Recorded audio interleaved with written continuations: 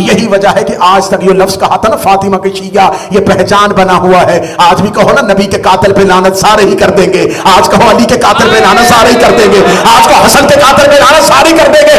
آج بھی بطول کے قاتل پہ لعنت سوائے شیعوں کے کوئی کر ہی نہیں سکتا.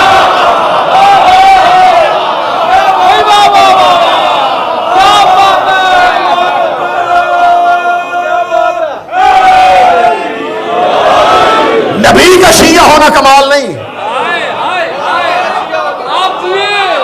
علی کا شیعہ ہونا بھی کمال نہیں.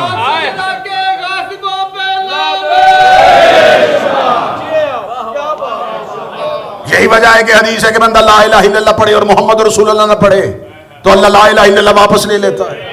بندہ محمد رسول اللہ پڑھے اور علی ولی اللہ نہ پڑھے رسول اللہ واپس لے لیتا ہے. بندہ علی ولی اللہ پڑھے اور بطول کے دشمن پہ لعنت نہ کرے علی ولی اللہ بھی واپس لے لیتا ہے.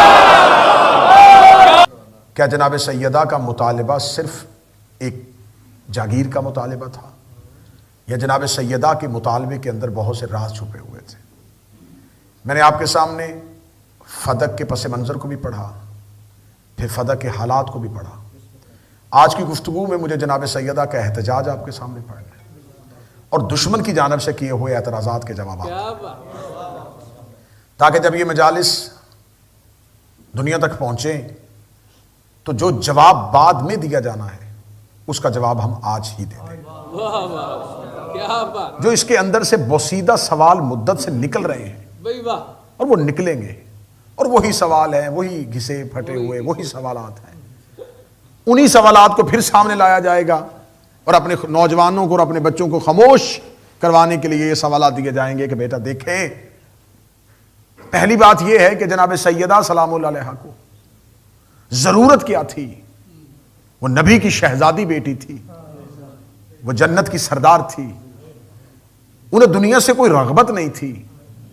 اور یہ شیعہ خود کہتے ہیں کہ علی فرماتے ہیں کہ میں دنیا سے نفرت کرتا ہوں اور مال دنیا علی کے نزدیک ایک بکری کے ناک سے بہتے ہوئے پانی سے بھی کمتر ہے. یہ حکومت، یہ اقتدار امیر المومنین کے نزدیک امیر المومنین کی زبان سے نکلا ہوا جملہ. جب ابن عباس نے پوچھا کہ یا علی آپ اس حکومت کو قبول کیوں نہیں کرتے تو علی نے فرمایا ابن عباس میرے پاؤں میں جو پیبند لگا ہوا جوتا ہے وہ اس خلافت سے افضل ہے. میرے نزدیک یہ حکومت میرے پاؤں پہ لگے ہوئے میرے پہنے ہوئے اس جوتے پہ یہ جوتا اس سے زیادہ افضل ہے. میں اس حکومت کو کیا سمجھوں؟ جب یہ حکومت علی کے دروازے پہ آئی تو امیر المومنین کے جملے آج بھی ہیں، اٹھاؤ اپنی زخمی اونٹنی کو، تمہاری یہ حکومت میرے نزدیک بکری کے ناک سے بہتے ہوئے پانی سے بھی کمتر ہے. تو جب آل محمد کو، اہل بیت علیہ السلام کو دنیا کے مال سے، حکومت سے، اقتدار سے کوئی خواہش کو رغبت ہی نہیں تھی تو کیسے ہو سکتا ہے کہ دنیاوی مال کے لیے سیدہ جائیں، اس کے انکار پر سیدہ ناراض ہو جائیں؟ دنیا ہی کا تو مال تھا. یہ پہلا سوال ہے جو اٹھے گا. سوال ہم قبول کرتے ہیں اور جواب نشر کرنے لگے. شہزادی کو، سیدہ کو مال دنیا سے کیا غرض تھی؟ آپ ہمیں یہ بتائیں کہ اللہ نے رسول کو قرآن میں یہ بشارت دی تھی میرا حبیب ہم نے تجھے خدیجہ کا مال دے کے غنی کیا ہے. اب ہمیں بتائیں کہ رسول اللہ کو خدیجہ کے مال کی ضرورت کیا تھی؟ رسالت امام کو کیا ضرورت تھی جناب خدیجہ کا مال لیں اور اللہ قرآن میں اسے بطور احسان بتائیں ہم نے تمہیں غنی کیا ہے، ہم نے تمہیں مال خدیجہ عطا کیا. اور خود رسالت امام یہ اقرار کرے کہ میرے اسلام کے اندر جہاں نصرت ابو طالب ہے وہاں سب سے زیادہ اسلام کے پھیلنے کی وجہ مال خدیجہ ہے. محمد رسول اللہ کو ضرورت تھی تو مال خدیجہ سامنے آ گیا. اب علی ولی اللہ کو بھی ضرورت ہے کہ دنیا کے مال کے ساتھ دنیا کے مال کے حریص لوگوں کے منہ بند کیے جائیں. اب یہاں مال فاطمہ کی ضرورت تھی.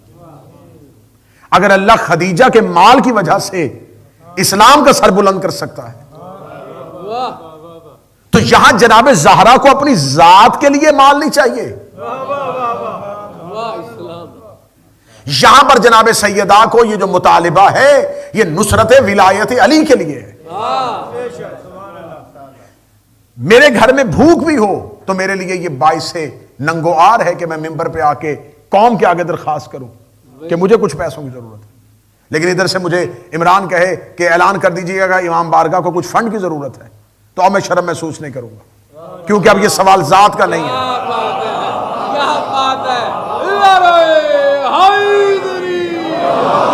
اب یہ ذات کا سوال نہیں ہے, اب اپنی ذات کے لیے تو نہیں مانگ رہا, اب تو میں مشن کے لیے کر رہا ہوں. سیدہ کا سوال ذات کے لیے نہیں تھا, سیدہ کا سوال اس مشن کے لیے تھا, سیدہ کا سوال اس اسلام کے لیے تھا, سیدہ کا سوال اس دین کے تحفظ کے لیے تھا. اچھا جناب, سیدہ تو عابدہ اور زاہدہ تھی, سیدہ کو ضرورت کیا تھی؟ آپ کیا سمجھتے ہیں کہ سیدہ ذاتی جاگیر لینے کے لیے گئی تھی؟ کئی دفعہ ظالم کے چہرے سے نقاب اٹھانے کے لیے بھی کوئی اقدامات کرنے پڑتے. اس کی علماء نے تیسری وجہ یہ لکھی ہے, انہوں نے کہا یہ وجہ ہے کہ حق لیا نہیں جاتا, مانگا جاتا ہے. حق کے لیے مطالبہ کرنا کوئی باعث شرم نہیں ہے. کیا بات ہے, حق ہے. کسی انسان کا کوئی مال چوری ہو جائے اور وہ خاموش ہو کے گھر بیٹھا رہے, مجھے ضرورت ہی نہیں ہے کمپلین کی, ہو سکتا ہے چور واپس کر جائے, تو جب تک وہ اپنے حق کے لیے اٹھے گا نہیں تو واپس کہاں سے ہوگا؟ اگر سیدہ اپنے حق کے لیے مطالبہ نہ کرتی تو آج سنت بنا دی جاتی, سیدہ بھی خاموش رہی تھی. یہ نبی کی بیٹی کا فعل نبی کی بیٹی کا فعل نہیں ہے, یہ اسلام میں سیرت بننا ہے. یہی وجہ ہے کہ جو نبی کی بیٹی کو حق نہیں دینا چاہتے تھے, آج تک وہ اپنی بیٹیوں کو بھی حق نہیں دے رہے. کیا بات ہے. صرف جا کے یہ پوچھے کہ نصاب میں کس کی بیٹی حق سے محروم جا رہی ہے. یہ ہے ستم زمانے کے ساتھ, یہ ہے قدرت کا انتقام. جس نے احمد کی بیٹی کو حق سے محروم رکھا تھا, آج ان کی اپنی بیٹیاں بھی حق سے محروم جا رہی ہیں. جناب سیدہ صلوات اللہ علیہا کا مطالبہ, یہ سوال کہ جی امیر المومنین جب دور اقتدار میں آ گئے تھے تو علی نے فدق واپس کیوں نہیں کیا؟ یہ سوال کسی شیعہ اسکالر سے نہیں ہوا کہ میں یہ کہہ دوں یہ فلاں سے ہوا تھا. 4 اماموں سے یہ سوال ہوا اور چاروں نے بدل بدل کے جواب دیا. 4 آئمہ سے یہ سوال ہوا. پہلا سوال ابو بصیر نے امام صادق سے پوچھا تھا, مولا امیر المومنین نے اپنے دور میں فتح واپس کیوں نہیں کیا؟ مولا نے فوراً جواب دیا. مولا نے فرمایا ابو بصیر اس لیے کہ جس نے چھینا تھا ظالم بھی دنیا سے جا چکا تھا, اور جس کا حق تھا وہ مظلومہ بھی دنیا سے جا چکی تھی. ظالم حق چھیننے کے بعد اللہ کی بارگاہ میں سزا پا رہا تھا, اور مظلومہ اپنا حق غصب کروانے کے بعد اللہ کی بارگاہ میں اجر پا رہی تھی. علی وہ حق واپس چھین کے نہ ظالم کی سزا میں کمی دینا چاہتے تھے اور نہ مظلومہ کے اجر میں کمی دیکھنا چاہتے تھے, کیونکہ ظالم بھی اللہ کے پاس جا چکا ہے اور مظلومہ بھی اللہ کے پاس جا چکا ہے. کیا بات. دوسرا سوال ہوا 7ویں امام سے. اسے پوچھا کہ مولا امیر المومنین نے اپنے دور میں آ کے فتح واپس کیوں نہیں کیا؟ 7ویں امام مسکرائے اور مسکرا کے فرمانے لگے, ہم, اور یہ لفظ امام کے ہیں, ہم اہل بیت کے ہاں یہ شعار پایا جاتا ہے, جو چیز ہم سے ظلمن چھین لی جائے ہم اس پہ تصرف اس لیے نہیں کرتے کہ ظالم کی سزا میں کمی نہ ہو جائے. ظلمن چھینے جانے والی چیز کو ہم دوبارہ دسترس میں اس لیے نہیں لے کے آتے تاکہ ظالم کی سزا میں کمی نہ ہو. 7ویں امام نے پھر اس کی مثال دی. فرمایا جب رسول اللہ مکہ سے ہجرت کر کے مدینہ آ گئے تھے تو ان کے آبائی مکان پہ قبضہ ہو گیا تھا. جب رسول دوبارہ مکہ میں گئے تو پتہ چلا کہ میرا وہ آبائی گھر جو میرے باپ دادا کا تھا اس پر قبضہ ہو گیا ہے. تو لوگوں نے کہا یا رسول اللہ آپ کا گھر واپس لے کے دیں. فرمایا کس کے قبضے میں ہے؟ فرمایا ابو لہب کے. فرمایا میں اس کی سزا میں کمی نہیں ہونے دوں گا. وہ قیامت کو بھی اٹھے گا تو غاصب رسول ہو کے اٹھے گا. نبی نے یہ بتا دیا تھا کہ جو معصوم کے حق میں غاصب ہو جائے پھر قیامت والے دن بھی وہ اپنے نماز اور اپنے روزے کی وجہ سے نہیں اٹھے گا, وہ اپنے اسی جرم کی وجہ سے اٹھے گا. یہی وجہ ہے کہ سیدہ کا مال کھایا گیا, علی نے دوبارہ اس لیے واپس نہیں لیا کہ جب قیامت والے دن اٹھے تو اپنے کسی اور سٹیٹس کے ساتھ نہ اٹھے, غاصب سہرا کے نام کے ساتھ اٹھے. اب یہ اٹھے گا بھی تو غاصب سیدہ کے عنوان کے ساتھ اٹھا. پھر ایک سوال ہوا میرے 8ویں شہنشاہ سے, پھر محفل میں سوال ہوا. یہ جتنے جواب میں دے رہا ہوں یہ آئمہ کے دیے ہوئے جواب. مولا امیر المومنین نے اپنے دور میں فتح واپس کیوں نہیں لیا؟ تو 8ویں امام نے جس کا جواب دیا, اور کتنا بہترین جواب ہے. امام فرماتے ہیں کہ ہم اللہ کی طرف سے تمہارے اوپر ولی ہیں اور ہمارا اللہ ولی ہے. توجہ رکھیے گا صاحبان, جواب امام سنیے گا. ہم تمہارے اوپر ولی ہیں, اللہ ہمارے اوپر ولی ہے. ہماری ولایت یہ حق رکھتی ہے اور یہ تقاضا کرتی ہے جب امت سے کچھ چھینا جائے تو ہم تمہارے ولی ہو کر تمہیں تمہارا حق لے کے دیں. اگر تم سے کچھ چھینا جائے گا تم ہم سے شکایت کرو گے, ہمارا ولی ہونے کی حیثیت سے حق بنتا ہے ہم تمہارا حق تمہیں واپس لے کے دیں. اور جب کوئی ہم سے حق چھینے گا پھر ہم خود نہیں لیں گے, پھر اللہ ہمارا حق چھینے گا اور اللہ ہمارا حق ہمیں واپس لے کے دے گا. اس کا مطلب جس نے زہرا سے حق چھینا ہے وہ زہرا کا مجرم نہیں ہے, وہ اللہ کا مجرم ہے. کیا بات ہے, کیا بات ہے.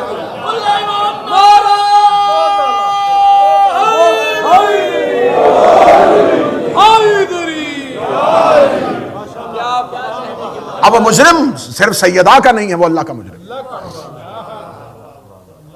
پھر 9ویں امام سے سوال ہوا, علی نے فتح واپس کیوں نہیں لیا؟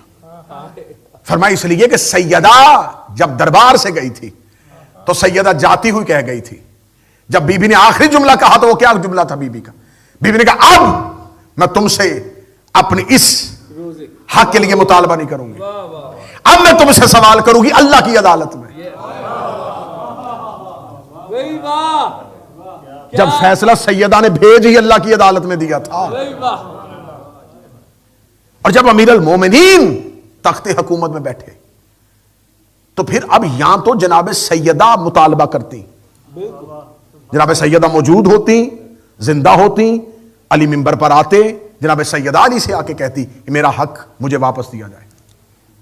تو پھر اب امیر المومنین کیونکہ مدعی موجود ہے, جس کا حق چھینا گیا ہے وہ مظلومہ موجود ہے, اب اسے حق لے کے دیا جائے. اب یہاں پر سوال یہ ہے, کیونکہ میں نے جوابات بھی دینے اور ان جوابات کے اندر سے نکلنے والے سوالات بھی لوگوں کے سامنے. کیا کہہ کے چھینا گیا تھا؟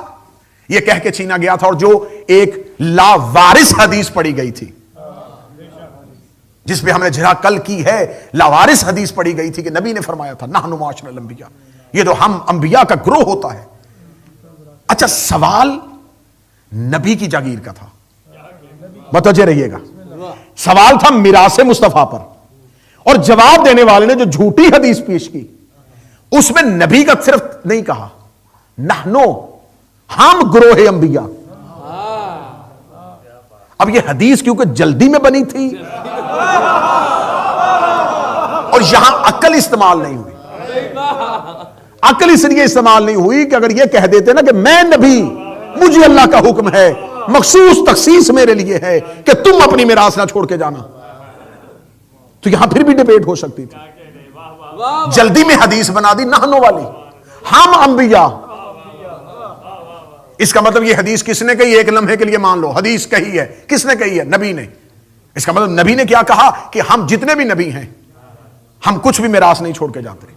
یہ میرا سوال بریڈ فورڈ میں ہے اور پھر پوری دنیا میں جائے گا. مجھے ایک ایسا نبی بتاؤ جس کے جانے کے بعد اس کی میراث امت میں تقسیم ہوئی ہو. آپ میری تائید کریں گے تو میں سوال آگے پہنچا سکتا ہوں. آپ مجھے بتائیں کہ حضرت موسیٰ کے جانے کے بعد حضرت موسیٰ کا عصا کسی امتی نے لے لیا تھا, تابوت سکینہ امت میں تقسیم ہو گیا تھا, داؤد نبی کے گھوڑے امت نے آپس میں بانٹ لیے تھے, سلیمان کا تخت بعد میں صحابیوں نے تقسیم کر لیا تھا. جب کسی نبی کے جانے کے بعد اس کی میراث امت کے پاس نہیں آئی تو پھر یہ حدیث تو نحنو بھی آ کے غلط ہو گئی. جب ہر نبی جانے کے بعد اپنی اولاد کو میراث دے کے گیا ہے تو پھر یہ جو حدیث کہی کہ ہم گروہ انبیاء, اس کی مثال پیچھے تو کہیں نہیں مل رہی. اچھا تو اب اگر یہ حدیث نافذ کر ہی دی تھی کہ نبی نے کہا ہے کہ ہم جو چھوڑ کے جاتے ہیں وہ میراث ہماری اولاد کو نہیں ملتی, یہ امت کا حق ہوتی ہے، پھر مجھے مولویوں کے سر پہ قرآن رکھ کے بتاؤ کہ فدق امت میں کس دور میں تقسیم ہوا تھا؟ فدق امت میں کب تقسیم ہوا تھا؟ باقاعدہ طور پر دربار خلافت میں آیا ہو کہ دیکھو میں نے نبی کی حدیث پیش کر کے یہ جاگیر لے لی ہے، اب آئے ساری امت ہم اسے تقسیم کریں۔ پہلے خلیفہ کے دور میں تقسیم نہیں ہوا، دوسرے خلیفہ کے دور میں تقسیم نہیں ہوا، پھر آپ کی خلافت تیسرے نمبر پر گئی، تیسرے نمبر والا خلیفہ جاتا ہوا اپنے داماد کے نام لکھ کے چلا گیا، جب اس نے تیسرے نمبر والے نے مروان کو دے دیا، وہ دھتکارا ہوا رسول کا، وہ جسے رسول نے اپنے اس کے باپ سمیت شہر سے نکالا تھا، اس کو لکھ کے جاگیر دے دی، لکھ کے دی، مہر کے ساتھ دی۔ اس کا مطلب پہلے نے یہ کہہ کے چھینی تھی کہ یہ امت کا حق ہے، تیسرے نے داماد کو دے دی، اب دونوں میں سے ایک ہی بات مانی، یا پہلا غلط تھا یا پھر تیسرے کا فیصلہ غلط ہے۔ اگر پہلا یہ کہہ کے چھین رہا ہے کہ یہ صرف امت کا ہے تو پھر تیسرا داماد کو کیوں دے رہا ہے؟ اگر اس کے آوارہ داماد کو مل سکتی ہے،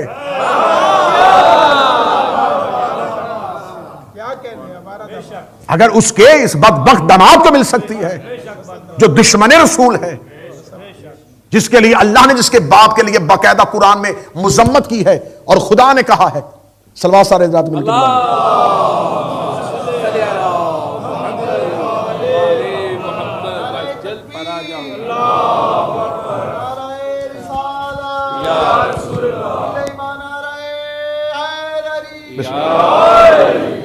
جس کے لیے باقاعدہ طور پر خدا نے قرآن میں مذمت کی ہے، اور نبی اس کو شہر سے نکال رہے ہیں، اور نبی یہ کہہ کہ جو بھی آئے گا اس کو مزید باہر نکال۔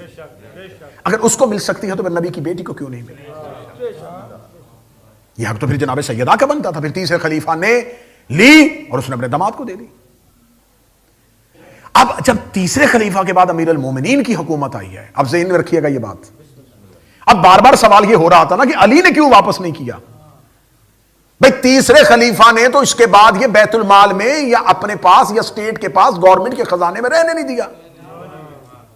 اگر تو تیسرے خلیفہ کے بعد یہ ہوتا سٹیٹ کے قبضے میں، ریاست اس کو چلا رہی ہوتی اور علی اس ریاست کے حکمران بنتے، تو علی کہتے پھر اس فدق سے اب ایک بھی پائی بیت المال میں نہیں آئے گی، کیونکہ یہ سرکاری خزانے میں آ ہی نہیں سکتی، اس تو جائے گا جناب سیدہ کے اولاد کے پاس جائے گا۔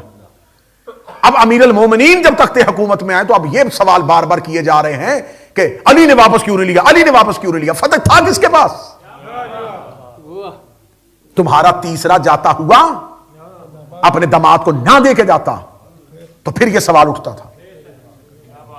اب جب تو وہ بائی نیم کسی کے پاس کر گیا تو اب امیر المومنین اگر منبر پہ آ کے بیٹھ کے سب سے پہلے اس سے فدق چھینتے تو پہلا اعتراض علی پہ کیا آتا؟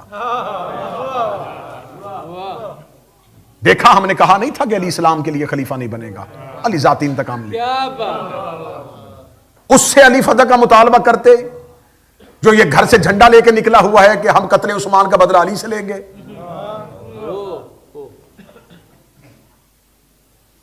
پھر اگلا اعتراض یہ ہوتا ہے کہ نہیں، سوال ہی پیدا نہیں ہوتا، چھوٹا سا تو باغ تھا، چھوٹی سی جاگیر تھی، شیعوں نے اتنا بڑا مسئلہ بنا لیا۔ پچھلے دنوں میں ایک مولوی کی سن رہا تھا کلپ، وہ کہتا چھوٹا سا باغ تھا، شیعوں نے بہت بڑا مسئلہ بنا لیا، چھوٹا سا باغ تھا، شیعوں نے بہت بڑا مسئلہ بنا دیا، چھوٹا سا باغ تھا، شیعوں نے بڑا مسئلہ بنا دیا۔ اور اس نے کہا 11 کھجوریں تھیں، میں خود گیا تھا، میں دیکھ کے آیا ہوں مدینے میں، 11 کھجوریں تھیں، چھوٹا سا باغ تھا، شیعوں نے بڑا مسئلہ بنا دیا۔ اس مولوی کا جواب بریڈ فورڈ سے جا رہا ہے، یہ سوال نہ کر کے چھوٹا سا باغ تھا، شیعوں نے اتنا بڑا مسئلہ بنا دیا، سوال یہ ہے چھوٹا سا باغ تھا، تیرے بڑے سے خلیفہ نے واپس کیوں نہیں کیا؟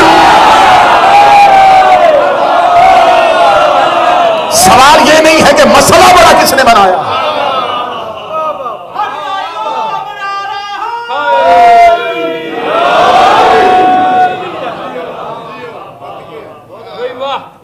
سوال یہ نہیں ہے کہ چھوٹا سا باغ تھا، شیعوں نے بڑا مسئلہ بنا دیا، سوال یہ ہے چھوٹا سا باغ تھا، بڑے سے خلیفہ نے واپس کر دینا۔ اس نے چھوٹے سے باغ کو اتنا بڑا مسئلہ کیوں بنایا؟ اس چھوٹے سے باغ کے لیے اتنا بڑا مسئلہ بنا دیا۔ تیسرے خلیفہ نے اپنے داماد کو دیا، پھر اس کے بعد یہ فدق کئی دفعہ۔ اب یہ دیکھیں خلافت کی جتنی لائن ہے ان میں سے کچھ چھین رہے ہیں اور کچھ واپس دے رہے ہیں۔ قبلہ میں ٹھیک ہے؟ یہ جاگیر چھیننے والے بھی خلفاء ہیں، واپس دینے والے بھی خلفاء ہیں۔ تیسرے خلیفہ نے اپنے داماد کو دیا، پھر اس کے بعد عمر بن عبد العزیز نے اپنے آ کے دور کے، عمر بن عبد العزیز نے اپنے دور میں آ کے پھر اہل بیت کو واپس کیا۔ ہم آپ کے تصرف میں لے رہے ہیں۔ پھر اس کے بعد پھر اس کو چھین لیا گیا یزید بن عبد الملک بن مروان نے، پھر اس کو چھین لیا۔ صفا نے اپنے دور میں آ کے پھر واپس کیا، منصور دوانکی نے پھر چھین لیا، مہدی عباسی نے واپس کیا، ہادی عباسی نے پھر چھین لیا۔ تو یہ جو بار بار چھیننے والے ہیں یہ بھی رضی اللہ ہیں، کیا بات ہے، اور بار بار دینے والے وہ بھی رضی اللہ ہیں۔ اب پتہ چلا کہ زہرا دربار میں گئی کیوں تھی؟ وہ جو چھین رہے ہیں وہ بھی خلیفہ وقت ہیں، ان کی بھی اطاعت ہو رہی ہے، ان کی بھی بیعت ہو رہی ہے، ان کی حکومت کو بھی اسلامی حکومت کہا جا رہا ہے، اور وہ جو واپس کر رہے ہیں وہ بھی یہ دعویٰ کر رہے ہیں کہ ہم بھی مسلمانوں کے خلیفہ ہیں۔ تو اب ان میں سے کس کا فیل ٹھیک ہے؟ تو یہ ذہن میں رکھنا کہ فدق جگیر نہیں ہے، فدق معیار ہے، فدق اساس دین ہے، کیا بات ہے، فدق شیعت کی پہچان کا نام ہے۔ ایک لفظ یوز ہوتا ہے تاریخ کی کتابوں میں کہ جب یہ فدق چھینا گیا تو دوسرے نے پہلے سے کہا تھا ہم اس کو چھینیں گے تاکہ ہم فاطمہ کے شیعوں کو مضبوط نہ دیکھ سکیں، علی کے شیعہ نہیں، فاطمہ کے شیعہ، علی کے شیعہ نہیں، فاطمہ کے شیعہ۔ اگلا جملہ میرے مالک مجھے اس چہرے کی زیارت نہ کروانا جو میرا ہم عقیدہ نہ ہو، اس جملے پہ نہ بول سکے۔ یہی وجہ ہے کہ آج تک یہ لفظ کہا تھا نا فاطمہ کے شیعہ، یہ پہچان بنا ہوا ہے۔ آج بھی کہو نا نبی کے قاتل پہ لعنت سارے ہی کر دیں گے، آج کہو علی کے قاتل پہ لعنت سارے ہی کر دیں گے، آج کہو حسن کے قاتل پہ لعنت سارے ہی کر دیں گے، آج بھی بطول کے قاتل پہ لعنت سوائے شیعوں کا کوئی کر ہی نہیں سکتا۔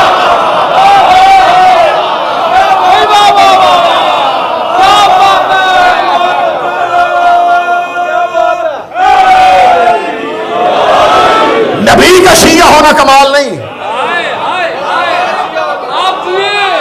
علی کا شیعہ ہونا بھی کمال نہیں۔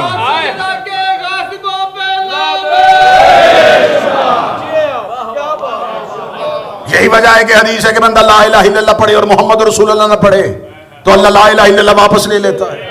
بندہ محمد رسول اللہ پڑھے اور علی ولی اللہ نہ پڑھے رسول اللہ واپس لے لیتا ہے۔ بندہ علی ولی اللہ پڑھے اور بطول کے دشمن پہ لعنت نہ کرے، علی ولی اللہ بھی واپس لے لیتا ہے۔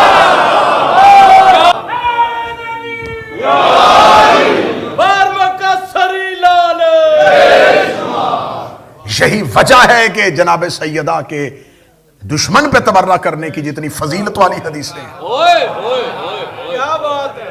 فضل نے پوچھا تھا میرے امام سے، اس نے کہا مولا ہر انسان کے اوپر کتنے فرشتے مقرر ہیں؟ فرمایا دو۔ مولا کام کیا کرتے؟ فرمایا ایک نیکیاں لکھتا ہے، گناہ لکھتا ہے۔ اس نے کہا مولا جب انسان نیکی کرتا ہے، فرمایا نیکی والا فرشتہ لکھتا ہے۔ فرمایا اس وقت برائی والا فرشتہ کیا کرتا ہے؟ فرمایا خاموش دیکھتا ہے۔ اور انسان جب برائی کرتا ہے تو فرمایا برائی والا فرشتہ لکھتا ہے اور نیکی والا خاموش بیٹھتا ہے۔ اس نے کہا کوئی ایسا کام ہے جو دونوں کو مصروف کر دے؟ فرمایا ہاں ایک کام ایسا بھی دونوں کو مصروف کر دے۔ مولا وہ کام کون سا ہے؟ فرمایا جب کوئی ہماری جدہ بطول کے دشمن پہ لعنت کرتا ہے، نیکی والا نیکیاں لکھنی شروع کر دیتا ہے، برائی والا گناہ مٹانے شروع کر دیتا ہے۔ امام سے آگے پوچھا گیا کہ مولا لیلۃ القدر کیا ہے؟ فرمایا ایک رات۔ فرمایا فضیلت؟ فرمایا رمضان کے مہینے کی طاق راتوں میں سے ایک رات۔ مولا اس رات میں کیا ہوا؟ فرمایا اس رات میں قرآن اترا تھا۔ مولا اس رات کی برابری فرمایا 1000 مہینوں کی راتیں نہیں کر سکتی۔ اس نے کہا مولا لیلۃ القدر کیا ہے؟ فرمایا اس رات میں اللہ نے قرآن زمین پر اتارا تھا۔ مولا لیلۃ القدر کیا ہے؟ فرمایا یہ بڑی بابرکت والی رات ہے۔ مولا اگر کوئی انسان اپنی زندگی میں اس لیلۃ القدر کو نہ پا سکے اس کے لیے کیا حکم ہے؟ فرمایا ہمسائے سے اچھا سلوک کیا کرو، اللہ لیلۃ القدر کا ثواب دے گا۔ مولا ہمسایہ بھی اچھا نہ ہو، ہمسایہ بھی کافر نکل آئے، فرمایا یتیم کے سر پہ دست شفقت رکھا کرو، اللہ لیلۃ القدر کا ثواب دے گا۔ مولا کہیں سے بھی شہر میں یتیم بھی نہ ملے، فرمایا کسی مسافر کو کھانا کھلا دیا کرو، مولا کوئی مسافر بھی نہ ملے، فرمایا کسی غریب کے ساتھ رحم کر لیا کرو، مولا وہ بھی نہ ہو، مولا فرمایا کسی رشتہ دار کے ساتھ رحم کیا کرو، مولا وہ بھی نہ ملے، فرمایا زمانے میں حسن سلوک کیا کرو، مولا وہ بھی نہ ملے۔ بندہ چلتا گیا، امام آ گیا کہ چلتے گئے امام کے گھر کا دروازہ آ گیا، اس نے کہا یہ بھی نہ ہو، یہ بھی نہ ہو، یہ بھی نہ ہو، یہ بھی نہ ہو۔ امام کا دروازہ، امام نے کہا سچ سننا چاہے سناؤ، لیلۃ القدر قرآن میں ہماری دادی زہرا کا نام ہے۔ رات کو سوتے وقت ہماری دادی کے دشمن میں لعنت بھیجا کر ساری رات لیلۃ القدر کا کیا بات ہے،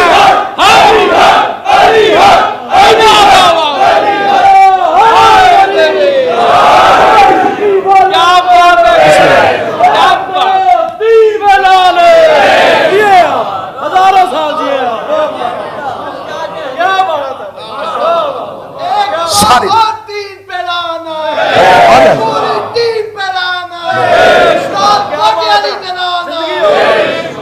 بہت اعلیٰ کلے امام ناطق قرآن علی پاک حق امام نعرہ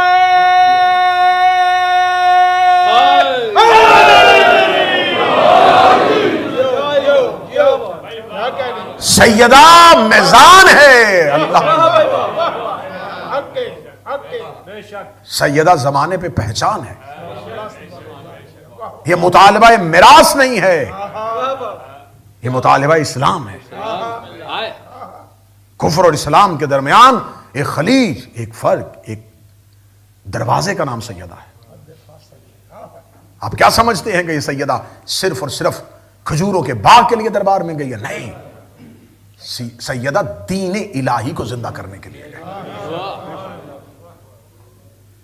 شہزادی کا یوں دربار میں جانا اور یوں دربار میں جا کے گفتگو کرنا، اور سیدہ نے، میں نے شاید ایک مجلس میں بیان کیا تھا کہ جب سیدہ دربار میں گئی ہیں تو جناب سیدہ جب دربار میں بول رہی تھی تو ایسے لگ رہا تھا جیسے رسول پہلے دن مکہ میں کافروں کے درمیان بول رہے ہیں۔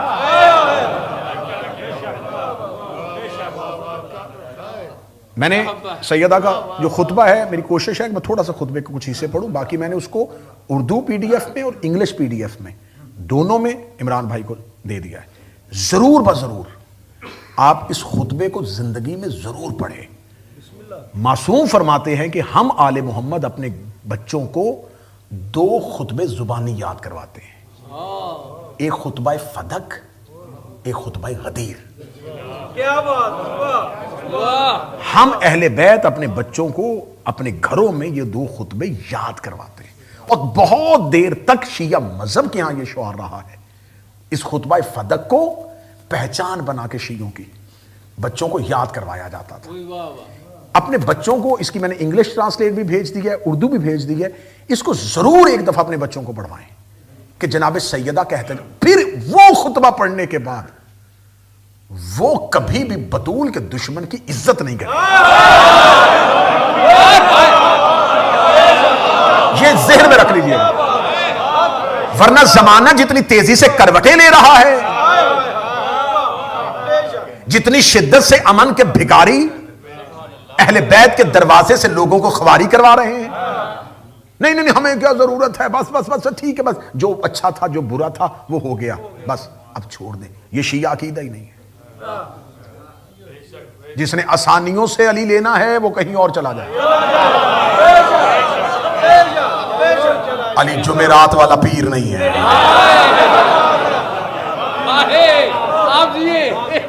مشکلوں میں رہنے کا نام شیعت، لا کہنے کا نام شیعت، نہیں کہنے کا نام شیعت، انکار کرنے کا نام شیعت۔ نہیں نہیں نہیں نہیں ایسا نہیں کر سکتے، دیکھیں حالات خراب ہو جاتے ہیں۔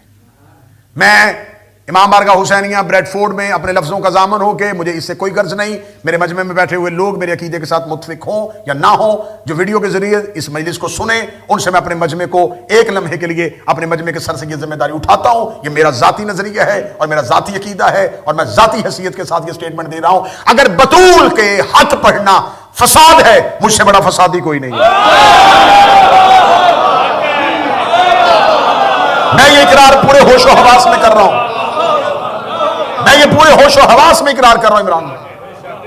اگر جناب سیدہ کا حق پڑھنا فساد ہے، پھر مجھ سے بڑا فسادی کوئی نہیں۔ اگر علی کے فضائل کا پرچار کرنا غلو ہے تو مجھ سے بڑا غالی کوئی نہیں ہے۔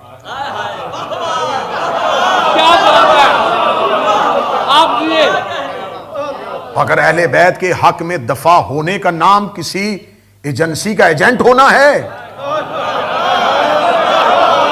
تو پھر میں اس ایجنسی کی بغیر تنخواہ کے نوکری کروں گا جو ہمیں اہل بیت کے حق کے لیے کہہ رہی ہے۔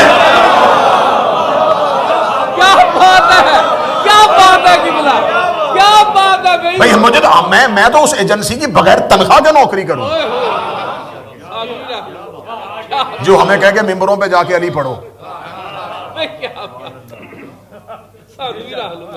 کن ممبروں سے ہمیں علی پڑھنے کے لیے روکا جا رہا ہے؟ جناب سیدہ کا حق ابن ابی الحدید نے اپنے استاد سے پوچھا ہے مدرسہ غربیہ بغداد میں بیٹھے ہوئے. اس نے کہا, اب اس نے اپنی اہل سنت ہے, معتزلی ہے, اس نے لکھا ہے اپنی شرح نہج البلاغہ میں, اس نے کہا میں نے اپنے استاد سے پوچھا جب بیٹھے ہوئے تھے تنہائی میں, میں نے کہا استاد محترم آپ کے میرے سوا کوئی نہیں بیٹھا, مجھے صرف اتنا بتائیں زہرا حق پہ تھی؟ میں فضائل پڑھ رہا ہوں. اس نے کہا ہاں سیدہ حق پہ تھی. اس نے کہا مسئلہ قضیہ فتق میں خلیفہ حق پہ تھا یا فاطمہ بنت محمد؟ استاد نے ایک لمحے کے لیے ابی الحدید کہتا مجھے دیکھا اور کہنے لگا فاطمہ بنت محمد. اس نے کہا پھر خلیفہ نے حق کیوں نہیں دیا؟ ایک لمحے کے لیے ٹھنڈی سانس بھر کے ابی الحدید کہتا میرے استاد نے کہا اگر وہ حق دے دیتا سیدہ اگلے دن علی کی خلافت لینے آ جاتی, کیونکہ زہرا کا سوال صرف جاگیر کا سوال نہیں تھا, استحقاق کا سوال تھا. اگر وہ استحقاق ہی تسلیم کر جاتا, اہل بیت کے رائٹس ہی مان جاتا, تو پھر پہلا حق یہ تھا کہ اگر تم نے اہل بیت کے حقوق مان لیے تو پھر علی کا حق کہاں ہے؟ اس نے کہا یہ سوال زہرا صرف جاگیر فدق نہیں تھا, یہ خلافت علی کا سوال تھا.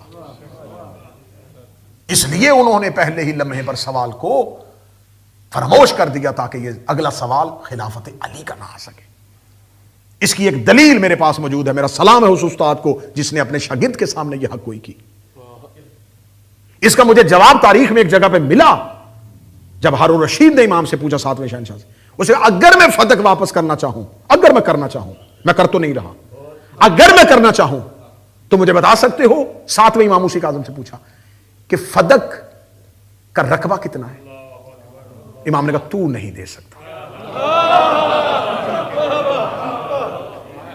حدیث کی جو بھی کتاب اٹھاؤ گے اس میں لکھا اسے کہ میں دوں گا اگر آپ مجھے رقبہ بتا دیں.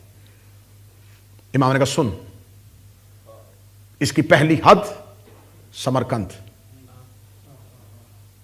ایک افریقہ, ایک بحر خضر اور ایک مکہ. اس نے دیکھ کے کہا میں نے فدق پوچھا ہے, یہ آپ نے میری حکومت کا رقبہ بتایا ہے. نہ سنیے گا, یہ میری حکومت کا رقبہ ہے. اتنی جگہ جو آپ نے بتائی اس میں اسلامی حکومت ہے میری قائم. میں فدق پوچھ رہا ہوں, آپ حکومت کا رقبہ بتا رہے ہیں. امام نے کہا اصل مطالبہ فدق ہی نہیں تھا, حکومت ہے تیری. اس کا میری اسلامی حکومت کا فدق کے ساتھ کیا تعلق؟ امام نے کہا بھول گیا جس نے چھینا تھا اسے یہ کہہ کے چھینا تھا. ہمیں فدق اس لیے چاہیے کہ ہمیں اپنے مجاہدین کو تنخواہیں دینی ہے, ہمیں جنگی اسلحہ خریدنا ہے, ہمیں لشکر بنانے ہیں. اس کا مطلب تم نے فدق ہم سے چھینا, اس سے گھوڑے خریدے, اس سے تلواریں خریدی, اس سے مجاہدوں کو تنخواہیں دی. پھر وہ مجاہد جہاں گئے, جو رقبہ اسلام میں آتا گیا وہ تیری حکومت میں نہیں آیا, ہماری جاگیر میں آیا.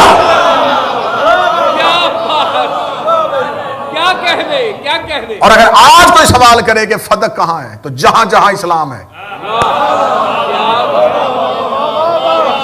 جہاں جہاں اسلام پھیلا ہے, کیا بات ہے, یہ سارا رقبہ فدق کا ہے. یہی وجہ ہے کہ جب زہرا کا بیٹا آئے گا وہ صرف مدینے میں حکمرانی نہیں کرے گا,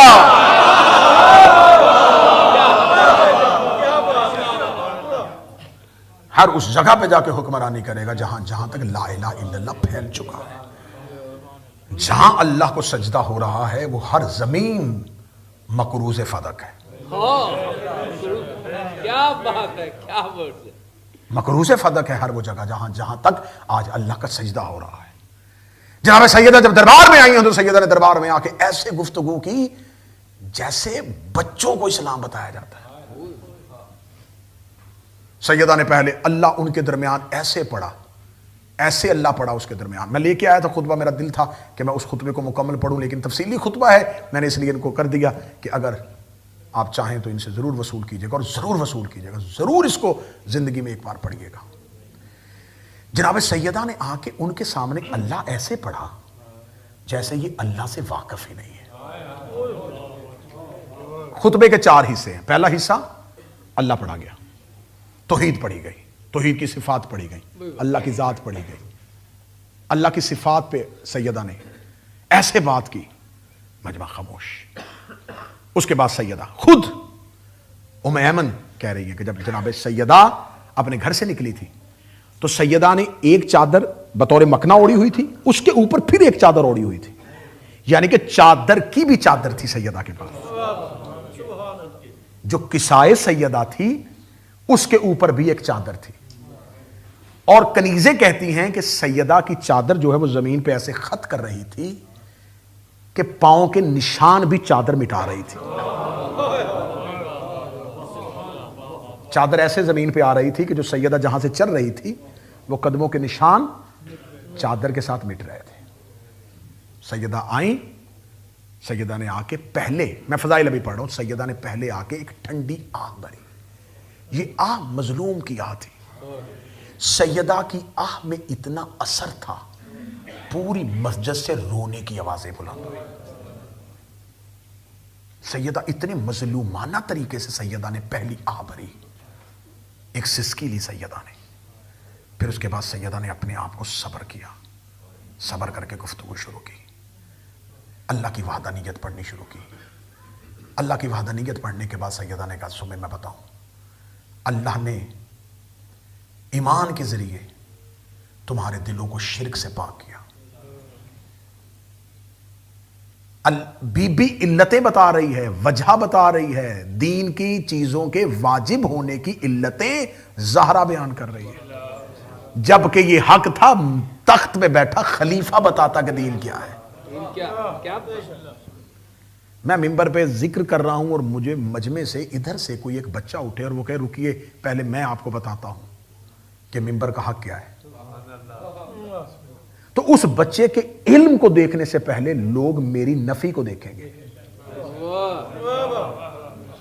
کہ یہ ایک بچہ اسے خاموش کروا رہا ہے اور وہ بتا رہا ہے کہ میں تجھے بتاتا ہوں، رک جا، مجلس کیسے پڑھتے ہیں۔ اچھا وہ بیٹھا ہوا ہے خلیفہ رسول ہونے کی حیثیت سے، اور زہرا کہہ رہی رک میں تجھے بتاتی ہوں دین کیا ہے۔ یہ جنگ نہیں ہے تو اور کیا ہے؟ سیدہ کہتی میں تمہیں بتاتی ہوں کہ اللہ نے ایمان کے ذریعے دلوں کو شرک سے پاک کیا۔ اللہ نے نماز کو اس لیے واجب کیا تاکہ تکبر کا خاتمہ ہو سکے۔ اللہ نے روزے کو اس لیے واجب کیا۔ اب میں جب سیدہ کا یہ خطبہ پڑھوں تو میں نے کہا تھا کہ اس خطبے کی میں کوشش کرتا تھا کہ پوری شرح اگلی کسی نہ کسی مجلس میں ضرور پڑھوں گا، میرا بڑا جی چاہتا ہے کہ میں سیدہ کے اس خطبے کی ایک ایک شرح پڑھوں۔ سیدہ یہ نہیں بتا رہی کہ ہم نے نماز کیوں پڑھی، سید یہ بتا رہی کہ اللہ نے واجب کیوں کی۔ اچھا یہ کس کو پتا ہے کہ اس نے کیوں واجب کی؟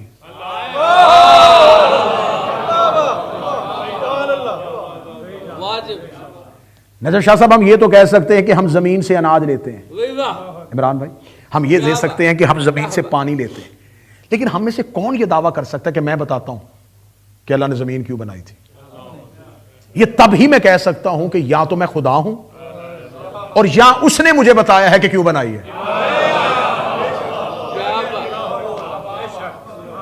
سیدان دربار میں کھڑے ہو کے یہ نہیں کہا کہ ہم نے نماز کیوں پڑھی، سیدہ کہتی میں تمہیں بتاتی ہوں کہ اللہ نے واجب کیوں کی۔ اتنے دشمنوں میں سے ایک زبان نہیں بولی کہ تو نبی نہیں ہے، تو رسول نہیں ہے، تیرے اوپر تو وحی نہیں آتی، تو کیسے بتا رہی ہے کہ کیوں واجب کی؟ خاموش ہو کے ان کا سننا اس بات کی دلیل ہے، انہیں پتا تھا کہ اسے ہی پتا ہے کہ کیوں واجب کی، اسے ہی پتا ہے کہ کیوں واجب کی۔ پھر نے کہا میں بتاتی ہوں کہ اللہ نے نماز کیوں واجب کی، اس لیے واجب کی کہ تاکہ تکبر کا خاتمہ ہو۔ اللہ نے روزے کو اس لیے واجب کیا تاکہ دلوں کو خلوص سے بھر سکے۔ جی ایک ایک عبادت۔ اللہ نے زکوٰۃ کو اس لیے واجب کیا تاکہ تمہارے مالوں کو پاک کر سکے۔ اللہ نے حج کو اس لیے واجب کیا تاکہ امت کا اتحاد زمانے کو دکھا سکے۔ یہ کہنے کے بعد اگلے دو جملے سننا، پوری عبادات کی ایک لمبی فہرست ہے، آخری دو جملے سننا۔ بیوی نے کہا اللہ نے ہماری امامت کو اس لیے واجب کیا تاکہ تم اطاعت پروردگار کر سکو۔ اللہ نے ہماری اطاعت کو اس لیے واجب کیا تاکہ امت میں نظام آ سکے۔ بی بی نے دربار میں کھڑے ہو کے بتایا کہ ہماری امامت بھی واجب ہے، ہماری اطاعت بھی واجب ہے، بی بی جب دربار میں کھڑی بول رہی تھی سب خاموش سن رہے تھے، اور بی بی دربار میں خطبہ دیتے ہوئے کہہ رہی تھی ہماری امامت بھی واجب ہے، ہماری اطاعت بھی واجب ہے، یعنی علی ولی اللہ بھی واجب ہے اور ہماری بات کی اطاعت بھی واجب ہے۔ تھوڑی دیر کے بعد اسی بی بی نے کہا تھا جس نے کہا ہماری اطاعت واجب ہے اور ہماری امامت واجب ہے، جس کی اطاعت واجب تھی وہ کہہ رہی تھی فتح میرا ہے، اور جس کی امامت واجب تھی وہ گواہی دے رہا تھا فتح کس کا ہے۔ امت نے خطبہ سنا ہے لیکن آزاد محمد کے واجب کو نہ مانا۔ بی بی نے یہ کہہ کے زمانے کو بتا دیا کہ تم نے ہماری امامت دیکھی ہے مانی نہیں ہے، تم نے ہماری اطاعت سنی ہے مانی نہیں۔ کیا کہا بی بی نے؟ ایمان کو اس لیے بھیجا تھا کہ شرک سے پاک ہو۔ آج کوئی بندہ مجھے کوئی مولوی سر پہ قرآن رکھ کے میری اس تقریر کے بعد جواب ریکارڈ کروائے کہ نہیں نہیں سیدہ کی یہ تعویل معاذ اللہ غلط تھی، سب کہیں گے ہاں ہاں یہی ہے، شرک سے پاک کیا، تکبر کے خاتمے کے لیے نماز، خلوص کے لیے روزہ، مال کی پاکیزگی کے لیے زکوٰۃ، امت کے اتحاد کا نام حج۔ تو جب ساری چیزیں تم نے مان لی کہ زہرا نے ساری چیزیں سچ کہیں، تو بی بی نے کہا ہے کہ ہماری امامت تمہاری نہیں، جھگڑا ختم۔ سیدہ کا خطبہ نہیں ہے، علی کی ولایت کا دفاع ہے، ہماری امامت کو واجب کیا۔ اگر وہ تھا تو سیدہ جملہ ایک خطبے میں دے دیتی تمہاری خلافت کو اس لیے واجب کیا۔ بی بی نے کہا ہماری امامت کو واجب کیا، یعنی کہ امامت ہماری حق ہے، اطاعت بھی ہماری حق ہے۔ یہ کہنے کے بعد بی بی نے پھر جب اپنے گھر کا تعارف کروا دیا، اللہ کی عبادات کے واجب ہونے کی علتیں بیان کر دی، نبیوں کی بعثت اور رسالت کے مقصد کو بیان کر دیا، مولا امیر المومنین کے فضائل پڑھ دیے کہ میرے شوہر نے اسلام کے لیے کیا کیا کیا، میرے خاندان نے اسلام کے لیے کیا کیا کیا۔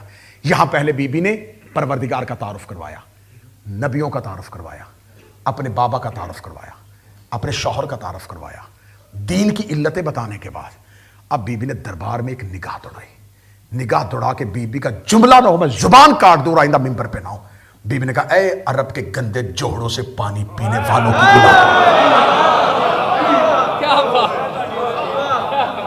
کیا بات ہے قبلہ آپ کی، اے نجاست خورو، تم کیا تھے؟ آؤ میں تمہیں بتاؤں۔ سامنے بیٹھے ہوئے سر جھک گئے، ایک نے بھی نہیں کہا کہ ہم یہ نہیں تھے۔ تم بتوں کی پوجا کرتے تھے، میرے بابا نے تمہیں اللہ کا تعارف کرایا۔ امیر المومنین یہ کھڑے، ایسے کون علی پڑھے گا؟ اور کائنات کی ہر زبان قربان کروں زہرا تیرے زبان سے نکلے ہوئے ایک ایک لفظ پہ یوں علی کھڑے، اور بی بی دیکھ گئی تم میدانوں سے بھاگتے تھے، اس نے تمہیں بچایا۔ یہ جملے خطبے میں موجود ہیں کہ میدانوں میں پیٹ دکھا کے بھاگتے تھے، ہر کافر کی حلق میں ہاتھ اس نے ڈالا، یہ موت سے کھیل کھیل کے تمہیں زندگیاں دیتا رہا۔ کون پڑھے گا ایسے علی؟ کون پڑھے گا ایسے علی ولی اللہ؟ کیا بات ہے قبلہ آپ کی۔ یوں امیر المومنین کو کھڑا کر کے بی بی نے علی کا تعارف، اس نے تمہاری، اس کی تلوار نے تمہیں یہ دیا، تم اپنے اونٹوں کے کوہانوں میں گردنیں دے کے بیٹھے ہوئے تھے، اس نے تمہیں فخر سے سر اٹھا کے چلنا سکھایا۔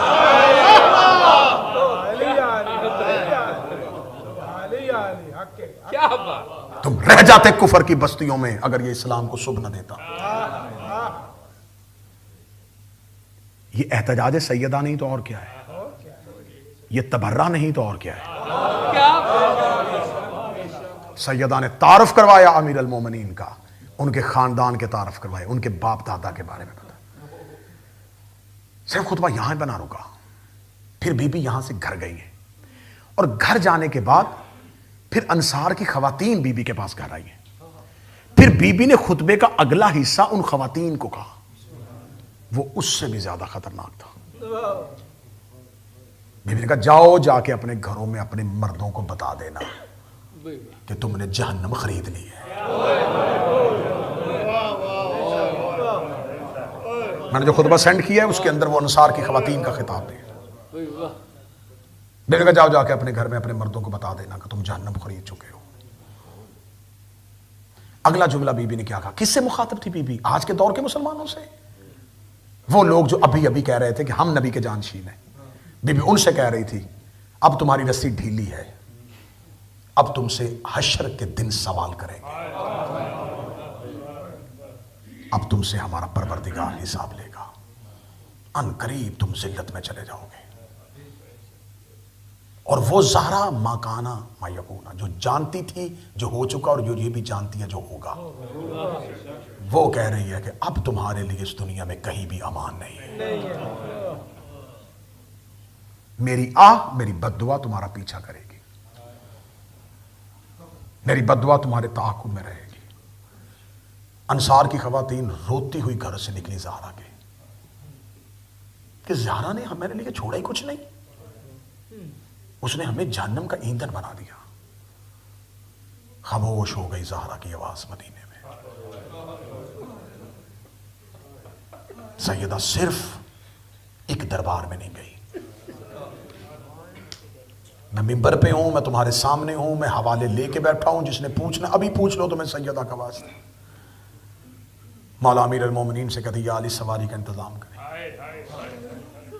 علی سواری لے کے زہرا کے دروازے پہ آتے، سیدہ سواری پہ بیٹھتی، علی ناکا کی مہار پکڑتے، علی سر جھکا کے کہتے فاطمہ کہاں جانا ہے؟ کہتی ہر دروازے پہ جاؤ،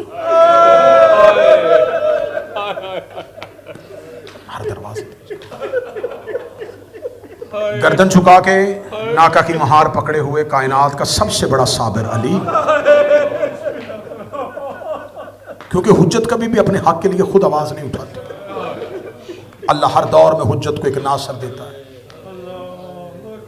ایک جملہ کہوں گا، یہ جملہ میرے رونے والا جملہ ہے، اللہ جانے کس کا آنسو ہے جو اس عقیدے کو قبول کر لے. علی کے دور میں علی کے عباس کا نام فاطمہ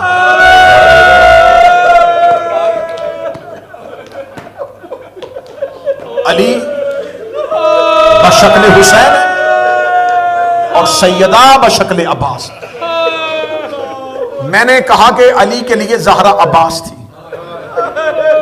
جس نے ہائے کی ہے اس کی ہائے زہرا قبول کرے، اپنے مقدمے بطور گواہی کے لیے لکھے. جن کو بات سمجھ میں نہیں آئی ان کے آنسوؤں میں مجھے شک نہیں ہے، میں تمہیں بات سمجھا دیتا ہوں. جتنے مان حسین کو غازی پہ تھے اتنے مان علی کو زہرا پہ تھے. عباس کے جانے کے بعد جیسے حسین کی کمر ٹوٹ گئی تھی، فاطمہ کے جانے کے بعد ایسے علی کی کمر ٹوٹ گئی.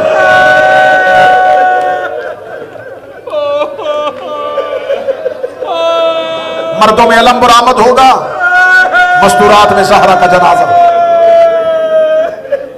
اور جب علم بھی برآمد ہو تو اسے علم نہ سمجھنا، اسے بطول کا جنازہ ہی سمجھنا. ماں اور بیٹی کی خاموشی کی تصویر کا نام عباس ہے. زینب و فاطمہ کی مشترکہ حسرت کا نام عباس ہے. جس کا علم آئے گا یہ نہ سمجھ لینا کہ شہادت زہرا پڑی ہے تو علم عباس کا کیوں. جس کا علم آئے گا اس کا زخمی ہاتھوں سے لباس سیتی رہی، جس ہاتھ سے تسبیح نہیں پڑتی تھی اس ہاتھ سے عباس کے لباس پہ ٹانکے لگاتی تھی. رو رو کے کہتی تھی یا علی جب عباس دنیا میں آئے اسے کہنا ماں فاطمہ تمہیں سلام کہہ رہی تھی. یا علی اگر میرے بعد فدق ملے تو میری عباس کی اولاد کا حصہ رکھنا. یا علی عباس میرا بیٹا ہے. فرمایا یا علی مجھے ہر دروازے پہ لے کے جائیے. ہائے غربت علی، ہائے مظلومیت علی. امیر المومنین ناکا کی مہار پکڑتے، ایک ایک مدینے کے دروازے پہ علی آتے، ایک ایک دروازے پہ علی آتے. اب جو سید بیٹھے مجھے معاف کر دینا، تم کیا سمجھتے ہو مدینہ محمد کا تھا، نبی کی بیٹی آتی ہوگی، لوگ گھر کے دروازے کھولتے ہوں گے، بی بی کو کہتے ہوتے کہ بسم اللہ ہمارے گھر تشریف لے آئیں، ہمارا مقدر ہے، آج ہم حسین کے ذاکر ہیں، ہم شبیر کا نام لیتے ہیں، گناہگار ہیں، سیاکار ہیں، لیکن جب بھی ہم حسین کا ذکر کرنے کے لیے تھے کوئی مومن کہتا ایک کھانا ہمارے گھر پہ کھائیں، کوئی کہتا میرے گھر لے آئیں. کیوں لے کے آتے ہیں؟ اس لیے یہ زہرا کا ذاکر ہے، یہ شبیر کا ذاکر ہے. اور 1400 سال کے بعد جس کے ذاکر کر کا اتنا احترام ہے، وہ خود فاطمہ ایک ایک دروازے پہ جاتی رہی، لوگ دروازے بند کرتے رہے، ایک ایک دروازے پہ جاتی رہی، لوگ دروازے بند کرتے رہے، آخری دروازے پہ گئی ہے، ایک شخص نے اپنے گھر کا دروازہ کھولا، نام اس کا ابو درداء انصاری تھا، اس نے دروازہ کھولا، فاطمہ کے چہرے پہ تبسم آیا، دیکھ یا علی دیکھ کوئی نہ کوئی تو بھی محمد کا صحابی زندہ ہے، دیکھ اس نے دروازہ کھول دیا، یہ بھی تیرے ہاتھ میں بیعت کرے گا۔ ابو درداء کے کہنے لگا ہے محمد کی بیٹی، میں علی کی بیعت کرنے کے لیے نہیں آیا، میں نے محمد کو تیرا احترام کرتے ہوئے دیکھا ہے، میں تجھے گھر سے نکل کے ایک بات بتانے آیا ہوں، آج کے بعد گھر سے باہر نہ آنا، میں مسجد میں سن کے آیا ہوں، انہوں نے فیصلہ کر لیا ہے کہ اب ہم نے تجھے زندہ نہیں رہنے دینا، انہوں نے تیرے قتل کا منصوبہ بنا لیا ہے۔ او حسین کی ماں گھر سے باہر نہ آ، او مدینے کے لوگوں نے تجھے قتل کر دے۔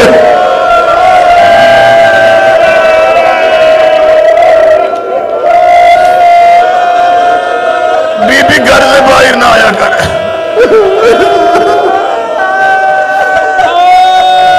یا زہرا آپ گھر سے باہر نہ آئے۔ بی بی میں نے نبی کو آپ کا احترام کرتے دیکھا، بی بی جو میں نے مسجد میں باتیں سنی ہیں، بی بی لوگوں نے تیرے قتل کا منصوبہ بنا لیا، محمد کی بیٹی میں تجھے بتانے آیا ہوں یہ تجھے عنقریب قتل کر دیں گے۔ اتنا جملہ کہنا تھا، بی بی دے کے کہتی ہے میں زندگی کی ہر سانس قربان کروں علی کی ولایت پہ، میرے لیے عزت ہے میں علی کی ولایت کے تحفظ میں ماری جاؤں۔ میں جملہ پڑھنے لگا ہوں شہید ناصر عباس کا، وہ کہا کرتے جو علی ولی اللہ کے لیے پہلی مستور قتل ہوئی وہ حسین کی ماں تھی۔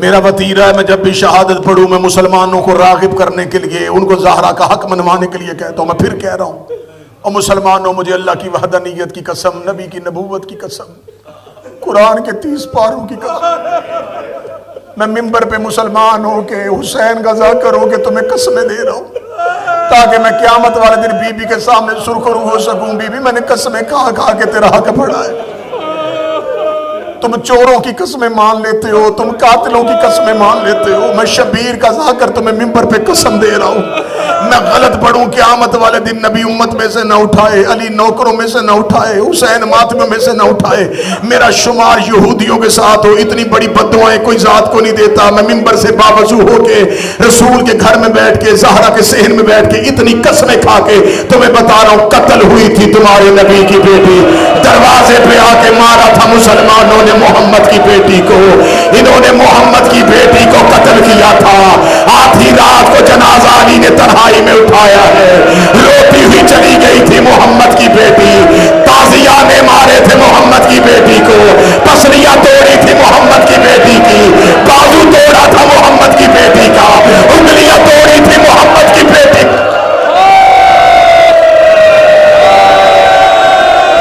ہم سے پوچھتے ہو شیعہ روتے کیوں؟ سر پہ قرآن رکھ کے بتاؤ، لوگ بیٹوں کے تماچے برداشت کر لیتے ہیں، کوئی اپنی ماں کا تماچا برداشت نہیں کرتا۔ معاویہ کے دربار میں بیٹھے ہوئے حسن ایک شخص کو دیکھا، مغیرہ ابن شعبہ ملعون معاویہ کے دربار میں آیا، امام حسن اٹھ کے جانے لگے، ایک شخص نے کہا حسن کیوں جا رہے ہو؟ حسن کی آواز آئی گئی وہ کم بخت آ گیا ہے جس نے میری ماں کو مارا تھا، میں دیکھ رہا تھا اس کے ہاتھ میں تعزیہ نہ تھا۔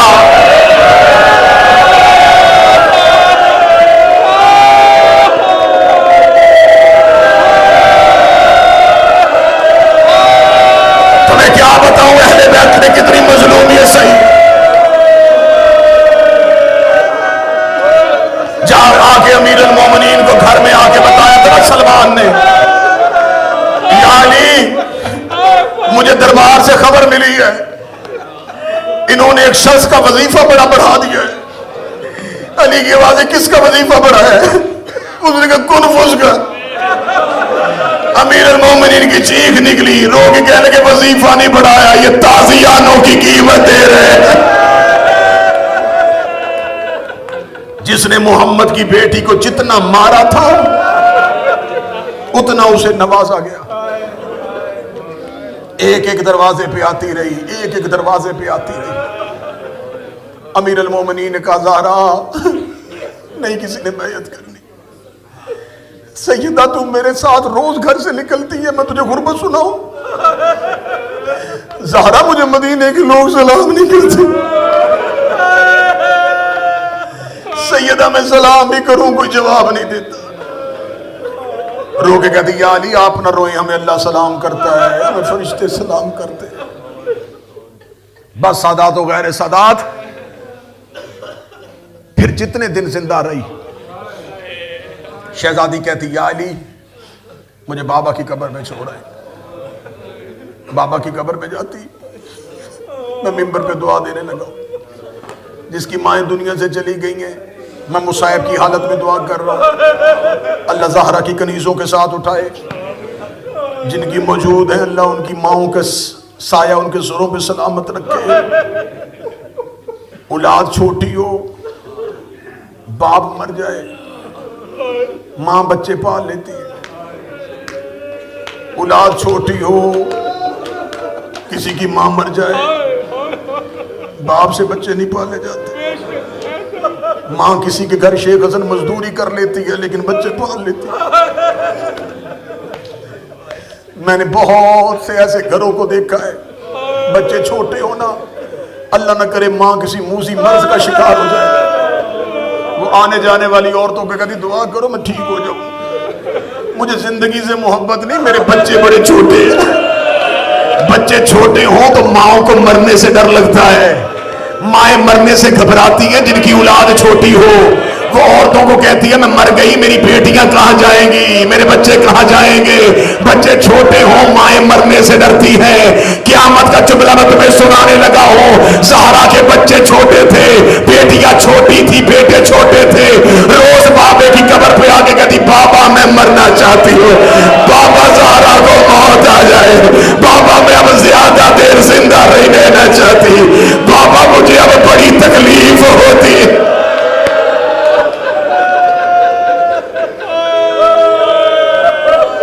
میں تمہیں سیدہ کا کون سا درد پڑھوں، آج 5واں دن ہے مجھے جناب زہرا پڑھتے ہوئے، میں نے ایک دن بھی کسی اور مصائب کا سہارا نہیں لیا۔ میں نے کہا تھا 10 دن ہو، 20 دن ہو، مہینہ ہو، صرف زہرا پڑھی جائے۔ اتنے درد ہے جناب زہرا کی زندگی میں۔ امام حسن آئے تھے قبر محمد پہ، حسن اور حسین دونوں بیٹھے تھے، امام حسن سرہانے، امام حسین پائنتی بیٹھے تھے، دونوں بابا کو گھر کی باتیں بتا رہے تھے، نانا کو بتا رہے تھے نانا ہمارے گھر میں یہ ہوا ہے، نانا ہمارا دروازہ چلا ہے، نانا مسلمان ہمارے گھر میں بغیر پردہ کروائے اندر آ گئے ہیں۔ حسن نے ایک جملہ کہا قبر محمد ہل گئی ہے، میں وہ جملہ بتانا، اللہ نہ کرے کوئی باپ اپنی بیٹی کی ایسی خبر سنے، کسی کو باپ کو اپنی بیٹی کی یہ خبر سننی پڑے۔ حسن نے نانا کے قبر پہ کھڑے ہو کے کہا نانا تمہیں حسین ساری باتیں نہیں بتا رہا، نانا میں تجھے بتا دیتا ہوں، نانا تیری بیٹی اب دعائے قنوت کے لیے ہاتھ نہیں اٹھاتی، نانا تیری بیٹی اب نماز میں دعائے قنوت کے لیے ہاتھ نہیں اٹھاتی، زہرا کا بازو ٹوٹ گیا ہے، تیری بیٹی کا بازو ٹوٹ گیا ہے، تیری بیٹی کا ہاتھ زخمی۔ آئے زہرا کی آوازیں دو، آئے زہرا،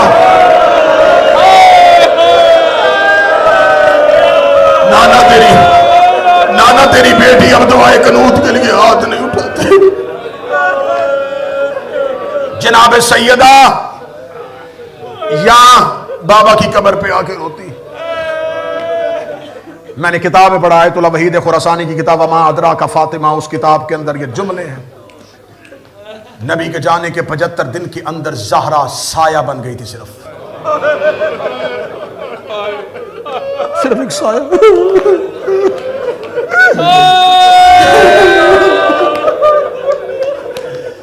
میری شہزادی جب دنیا سے گئی، ظاہری حیات طیبہ کتنی تھی؟ جتنی کربلا میں حسین کے اکبر کی عمر تھی۔ ان عمروں میں بیٹیاں دنیا سے نہیں جاتی۔ گھر میں آتی روتی۔ جو کتاب بخاری میں ایک روایت ہے نا، اس کا شیعہ ماخذ پڑھنے لگا۔ یہ دونوں گھر آئے، جناب سیدہ نے اپنا چہرہ دیوار کی جانب کی،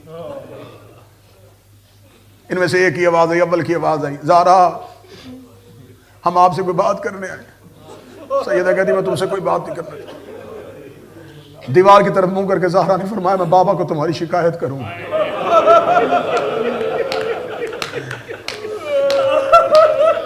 تم نے میرے بابے کے بعد مجھے پرسا اس انداز سے دیا.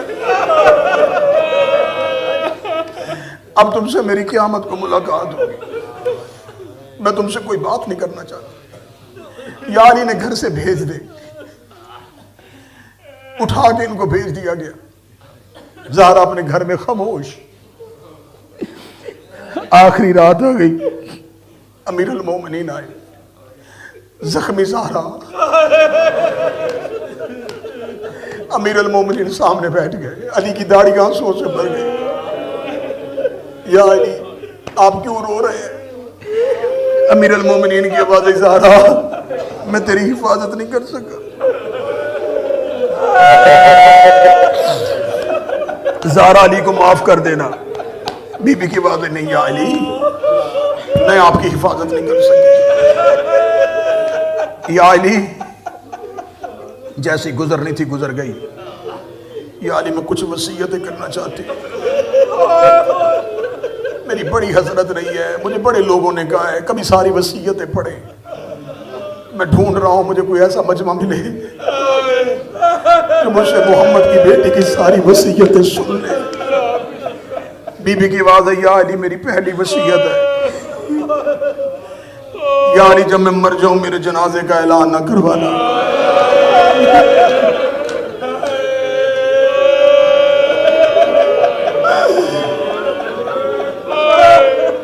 میں نے انڈیا حیدرآباد دکن میں صرف 6 یا 7 وصیتیں پڑھی تھی. آج کوشش کروں گا وہ آخری وصیتیں تھی جو میں نے زندگی میں 2020 میں پڑھی. یا علی میرے جنازے کا اعلان نہ کروانا. یا علی میرا جنازہ آدھی رات کو اٹھانا. جس کے گھر میں بیٹی ہے اگلے جملے پہ ہائے ضرور کہے گا.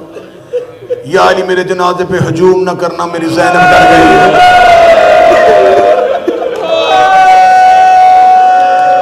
جب سے میرے دروازے پہ ہجوم ہوا ہے میری زینب سہم گئی ہے. یا علی میرے جنازے میں فلاں فلاں کو نہ آنے دینا. یا علی مجھے غسل خود دینا. یا علی مجھے کفن خود دینا.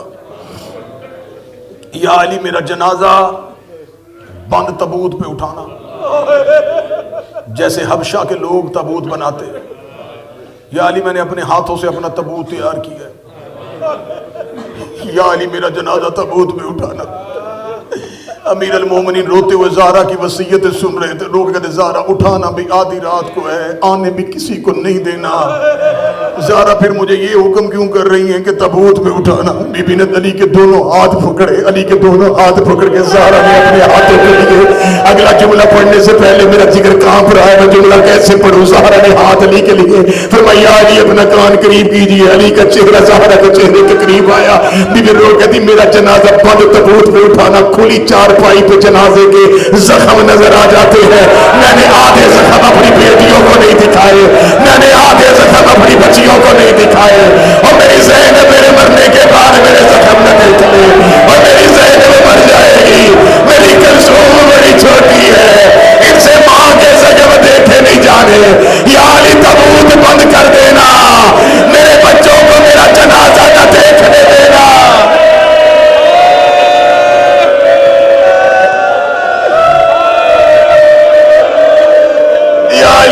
جنازہ بند کر دینا.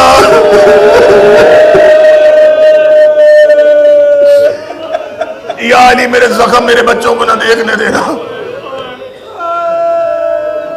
یا علی میرے بعد امامہ خاتون سے پہلی شادی کرنا. اس لیے یا علی وہ میرے حسن اور حسین سے بڑی مانوس ہے. یا علی کوشش کرنا دن میں جب بھی گھر آنا میرے بچوں کے پاس رہنا.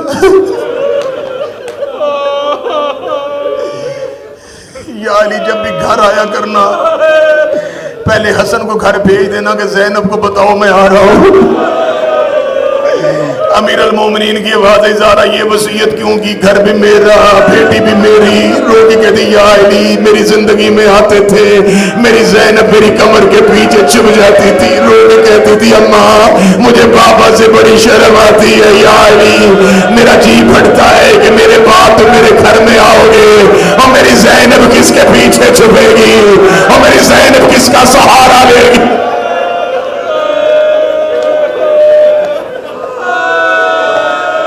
یہی وجہ ہے کہ ایک دن جناب زہرا کے بعد امیر المومنین دن کی روشنی میں گھر آئے. دونوں علی کی بیٹیاں صحن میں بیٹھی ہوئی. جناب کلثوم کی نظریں گھر کے باہر دروازے پہ اور جناب زینب کی نظریں کلثوم بھی. دونوں علی کی شہزادیاں آپس میں گفتگو کر رہی تھی. امیر المومنین کو آتے ہوئے چھوٹی شہزادی نے دیکھا، بڑی شہزادی نے نہ دیکھا. یہ علی کی بڑی بیٹی فاتح شام علی کی چھوٹی شہزادی سے کہہ رہی تھی کلثوم میرا جی چاہتا ہے آج مجھے بابا. اس جملے پہ ابھی عالیہ آئی تھی، یہ باپ کے قدموں کی آہٹ سن لی. بی بی جلدی سے حجرے کے اندر چلی گئی. امیر المومنین پیچھے پیچھے چلے. لوگ کہتے زینب میری بڑی حضرت سی تو مجھ سے کچھ مانگ لے. زینب آج میں کچھ سننے والا تھا لیکن تو خاموش ہو گئی. زینب میری بڑی حضرت ہے آپ مجھ سے کچھ مانگے. زینب ابھی آپ کہنے لگی تھی کاش مجھے میرا بابا. بی بی پردے کے اندر سے کہتی نا بابا مجھے بڑی شرم آتی ہے بابا میں آپ سے کوئی سوال نہیں کر سکتی. علی کے رونے کی آواز بی بی کلثوم نے سنی. رو کہتی بابا میں آپ کو بتاتی ہوں آج صبح سے زینب مجھے کہہ رہی ہے کاش مجھے بابا میری ماں کی قبر پہ لے جائے. میں ایک بار ماں کی قبر پہ چلی جاؤں میں جا کے بتاؤں اماں تیری زینب بڑی اکیلی ہو گئی ہے، اماں تیری زینب بڑی تنہا ہو.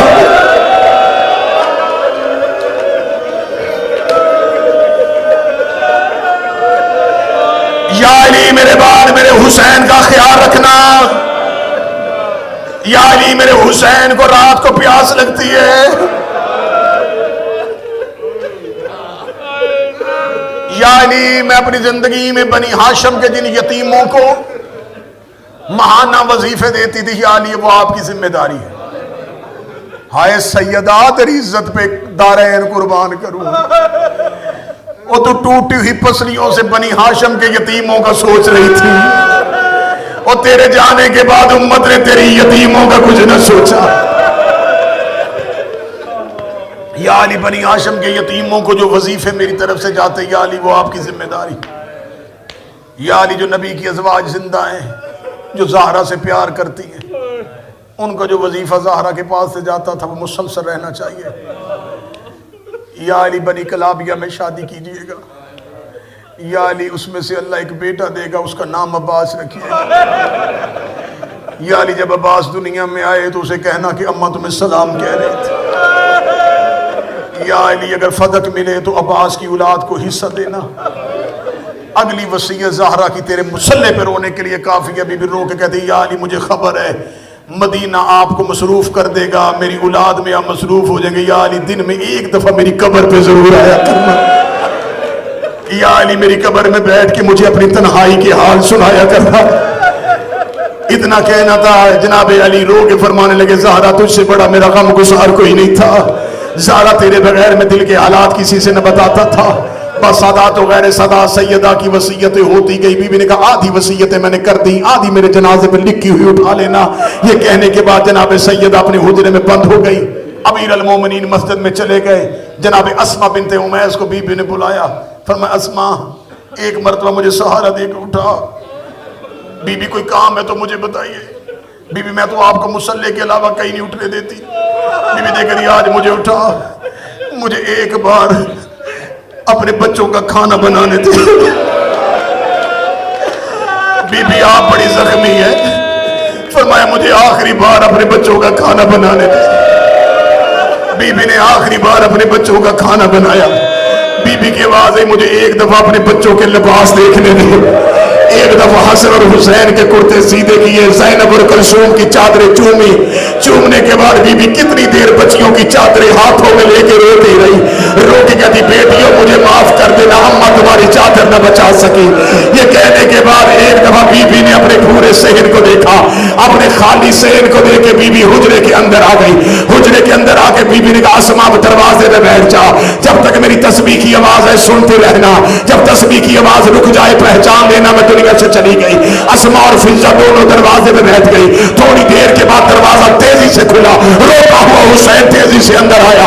اندر آگے کہتا اسما میری ماں فاطمہ کہاں ہے، فضہ میری ماں زہرا کہاں ہے. آواز آئی شہزادے بی بی حجرے میں عبادت کر رہی ہے. رونے لگا نہ عبادت نہیں کر رہی، نہ نانے کی قبر میں بیٹھا ہوا تھا، قبر محمد ہل رہی تھی. میں نے کہا نانا تیری قبر کیوں ہل رہی ہے؟ آواز آئی اور میری بیٹی دنیا سے چلی گئی اور میری زہرا مجھے چھوڑ گئی اور زہرا کی قبر ویران ہونے والی. جناب شہزادی فضہ ہاتھ پھیلا کے کھڑی ہو گئی.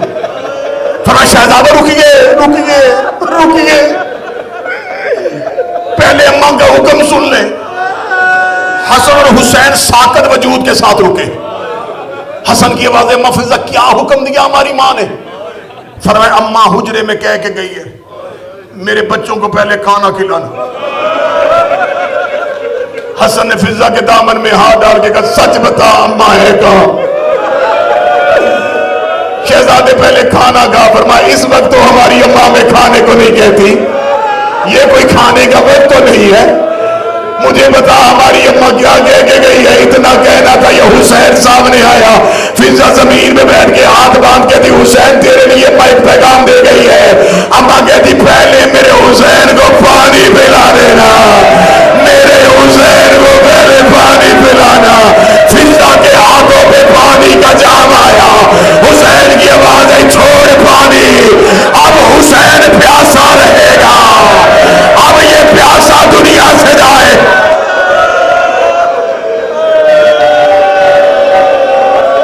اِنَّ لِلَّهِ پڑھ کے فضہ نے حجرے کا دروازہ کھولا. حسن اور حسین روتے ہوئے اندر آئے. حسن ماں کے قدموں پہ آیا، حسین نے چہرہ ماں کے منہ پہ رکھا. آواز آئی آنکھیں کھول، آنکھیں کھول، مجھ سے باتیں کر، اماں مجھے اپنے درد سنا. ایسے رونا جیسے جنازے میں لوگ روتے. آ گئی علی کی بیٹیاں، آ گئی علی کی اولاد. زینب کی باہیں حسن کے گلے میں آ گئی، حسین کی باہیں ماں کے گلے میں آ گئی. فضہ کی آواز آئی سارے یہاں کھڑے ہو کوئی بابے کو بتاؤ. علی مسجد کے منبر میں بیٹھے ہوئے تھے، حسین دوڑتے ہوئے مسجد میں آئے. ادھر حسین مسجد میں آئے، علی نے منبر چھوڑا، سر سے امامہ گر گیا. حسین کی آواز آئی بابا اماں چلی گئی. اگلی صدر میں رک گیا تھا کہ تم ہوش سے سن لو. حسین کی آواز آئی بابا اماں ہمیں چھوڑ کے چلی گئی، کتاب کے جملے نہ ہو حسین معاف نہ کرے. علی منہ کے بل زمین پہ گر گئے، رو کے آواز آئی زہرا میں اکیلا ہو گیا، میں تنہا ہو گیا. آج روکو میں آج روکو میں جیسے حسین گھوڑے سے گرے تھے، جیسے عباس گھوڑے سے گرے. نہیں آنسو آیا تو اگلا جملہ کہوں جیسے زینب شام غریبہ اونٹ سے گری تھی. علی چہرے کے بال ریت میں آئے. علی ایسے چلے جیسے اکبر کی لاش پہ حسین. بیٹوں نے باپ کو سہارا دیا. فاتح خیبر کبھی نہ رونے والا، جس کو مدینے والوں نے کبھی نہ روتا دیکھا تھا، وہ مسجد سے چیخے مارتے ہوئے گئے. گھر کے دروازے کے حجرے پہ جا کے علی کو بیٹوں نے بٹھا دیا. روتی ہوئی بیٹیوں نے بابے کو دیکھا. زینب کبھی ماں کا زخمی جنازہ دیکھتی تھی، کبھی بابے کی بے بسی دیکھتی تھی. علی خاموش آنکھوں سے زہرا کے جنازے کو دیکھ رہے تھے. علی میں حوصلہ ختم ہو گیا، اب علی کا صبر کا پیمانہ لبریز ہو گیا۔ اب علی سوچ رہے تھے کہ میں بیٹیوں کو چپ کیسے کرواؤں، میں بچوں کو تسلی کیسے دوں، میں مدینے کے لوگوں کو روکوں کیسے۔ دروازے پہ علی کے صحابی آ گئے، دروازے پہ ابو ذر و سلمان کا شور آیا، رونے کی آوازیں علی کے کان میں آئیں۔ علی کمر پہ ہاتھ رکھ کے حجرے کے دروازے سے اٹھے، علی گھر کے بیرونی دروازے پہ آئے، سلمان نے اپنا سر علی کے قدموں پہ پھینکا، رو کے کہنے لگا مولا بی بی ہمیں چھوڑ کے چلی گئی۔ علی کی آواز سلمان آہستہ روک مدینے والے جاگ جائیں گے، ابو ذر آہستہ رو مدینے والے جاگ جائیں گے۔ زہرا مجھے کہہ کے گئی ہے مدینے میں کسی کو خبر نہ ہونے دینا، مدینے میں کسی کو خبر نہ ہونے دینا۔ سلمان ابو ذر خاموش ہو جاؤ، جاؤ جا کے مسجد میں بیٹھ جاؤ، جب میں تمہیں پیغام بھیجوں تو جنازے کے ساتھ آ جانا۔ کیا خبر سناؤں کہ سلمان کتنا رو رہے تھے، میں کیا پڑھوں کہ ابو ذر کیسے چیخ رہے تھے، عمار کیسے رو رہے تھے، مقداد کی کیسے گریے کی آوازیں آ رہی تھی، فضل ابن عباس کیسے رو رہا تھا۔ سلمان ابو ذر کو تسلی دیتا، ابو ذر سلمان کو تسلی دیتا۔ علی کے نوکر ایک دوسرے سے پوچھ رہے تھے اب علی کو کیا ہوگا، اب مولا علی کا صبر کیسے رہے گا، اب علی کی ڈھارس کون بندھائے گا، اب علی کو تسلیاں کون دے گا۔ ہم زہرا کا دفاع نہ کر سکے، ہم قیامت والے دن محمد کے سامنے کیسے اٹھیں۔ چیخے مار مار کے ایک دوسرے سے پوچھتے تھے ہم آج کے بعد نبی کی قبر پہ کیسے جائیں گے، ہم اس کی بیٹی کو بچا نہ سکے، ہم اس کی بیٹی کا تحفظ نہ کر سکے۔ مسجد میں صحابی رو رہے تھے، گھر میں زخمی جنازہ، اندھیرا، ایک چراغ جل رہا تھا اور زخمی جنازہ، خاموش بیٹیاں آستینے دانتوں میں لے کے رو رہی ہیں تاکہ سسکیوں کی آواز باہر نہ چلی جائے۔ ایک لمحے کے لیے مدینے میں بی بی کے حجرے میں ذہنوں کو لے کے جاؤ تاکہ تمہیں میں آج کی رات کے مصائب سنا سکوں۔ روتی ہوئی بیٹیاں، بے بسی کی تصویر بنا ہوا باپ، دیوار کے ساتھ لگے ہوئے علی کے بیٹے، یا امیر المومنین نے کمر پہ ہاتھ رکھا، فضا چادر لگاؤ، غسل شروع کریں۔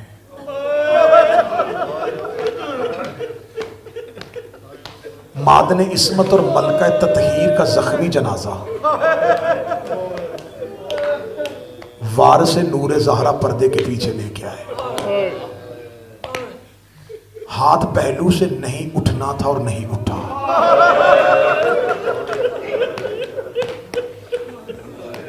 سیدہ اپنا کفور اپنے سرہانے رکھ کے، اپنا کفن اپنے سرہانے رکھ کے دنیا سے گئی تھی۔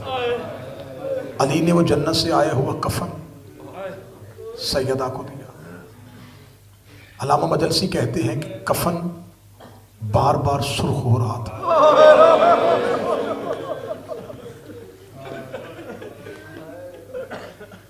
جنازہ،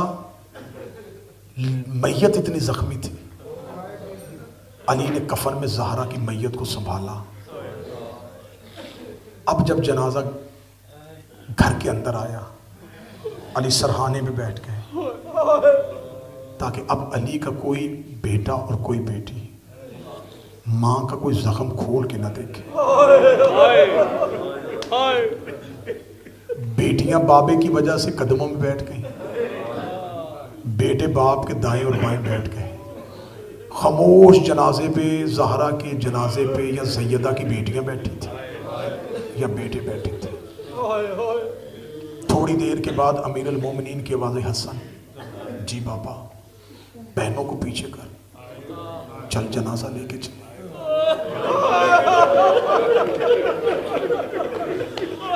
جن گھروں سے جنازہ اٹھا ہے وہ گواہی دیں گے. مشکل وقت ہوتا ہے اہل خانہ کے لیے جنازہ اٹھانا. اس لمحے سب سے زیادہ تکلیف ہوتی ہے بیٹیوں کو کون ہٹائے گا, بہنوں کو کون ہٹائے گا. حسن اور حسین نے دونوں بہنوں کے ہاتھ تھامے, آواز دے کے کہا زینب و کلثوم ماں کا جنازہ چھوڑو, بابا کا حکم ہے جنازہ لے کے جانا ہے. سیدہ فاتح شام کی کلائی میں حسین غریب کا ہاتھ تھا. زینب نے حسین کا ہاتھ تھاما, تھام کے کہتی حسین تو مجھے جنازے سے اٹھائے گا, حسین تو مجھے اٹھانے آیا.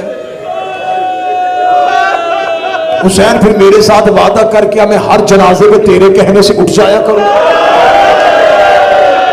جو سمجھ گیا ہے بی بی تیرا ماتم قبول کرے. حسین کی آواز ہے زینب آج اٹھانے آیا ہوں, آج کے بعد بے شک اپنی مرضی سے اٹھ جانا. زینب کی آواز ہے پھر تیری خواہش میں نے پوری کر دی. حسین کی کلائی میں زینب کا ہاتھ تھا, زینب اٹھ کے کھڑی ہو گئی. 11 محرم کو جب زینب حسین کی لاش پہ آئی ہے, مقتل کہتی ہے بیٹھی تو سر کے بال سفید تھے, جب سر کے بال سرخ ہونے شروع ہوئے کٹی ہوئی رگوں سے آواز آئی تازیہ نے نہ کھا میری لاش سے اٹھ کے چلی جا. رو کر کہ تو نے وعدہ کیا تھا تو اب کسی لاش سے اٹھائے گا نہیں.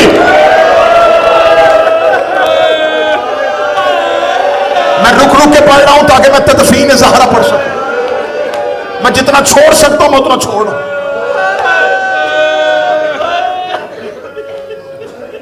مدینے میں خبر ہو گئی, بنی ہاشم کے گھر کی خواتین کے رونے کی آواز مدینے کی عورتوں نے سن لی.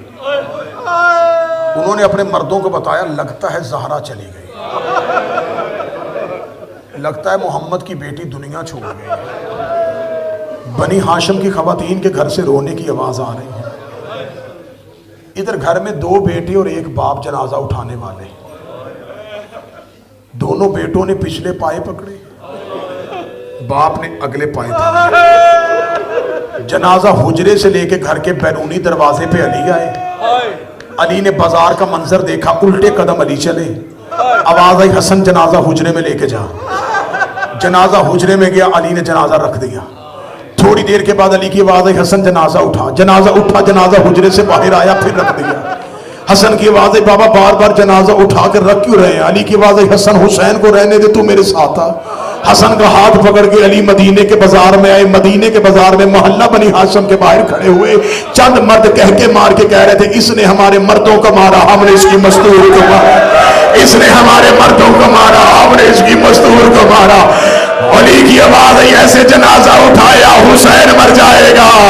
یہ جان بوجھ کے مدینے میں خانہ جنگی چاہتے. انہیں گھروں میں سونے دو. مدینہ سونے کا انتظار علی کرتے رہے. رات کی تاریکی میں زہرا کا جنازہ اٹھا.